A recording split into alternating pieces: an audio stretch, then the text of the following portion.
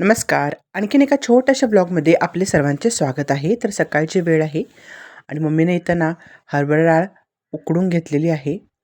तर मी बनवणार आहे शेपूची भाजी आणि या आमटीला मी फोडणी देईन. जर बाळ आला नाही तोपर्यंत तर तो गेलेला आहे बाहेर फिरायला आणि मसाला मी लावून घेतलेला आहे इथं.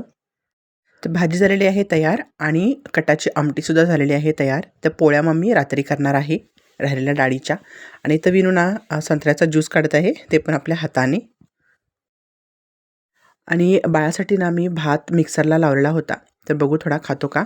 आणि जो मी एक्सपेरिमेंट करायला घेतलेला होता ना, तर त्याला छोटीशी पालवी इथं फुटलेली आहे. तुम्हाला दिसत असेल. तर बघू कितपत ग्रो करते. तर यातील पाणी बदलायचं की नाही बदलायचं हे वगैरे मला अजून डिटेलमध्ये माहीत नाही. हा ग्लास आहे मिरचीच्या बियांचा.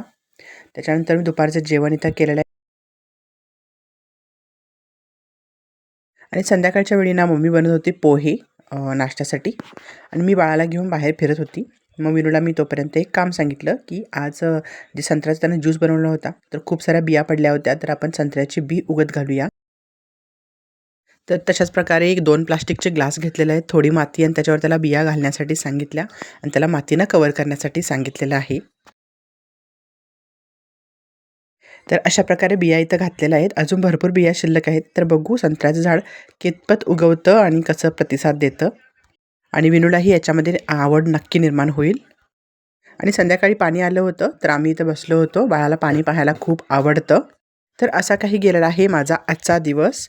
आजच्या व्लॉगमध्ये इतकंच. Take care friends. Bye bye.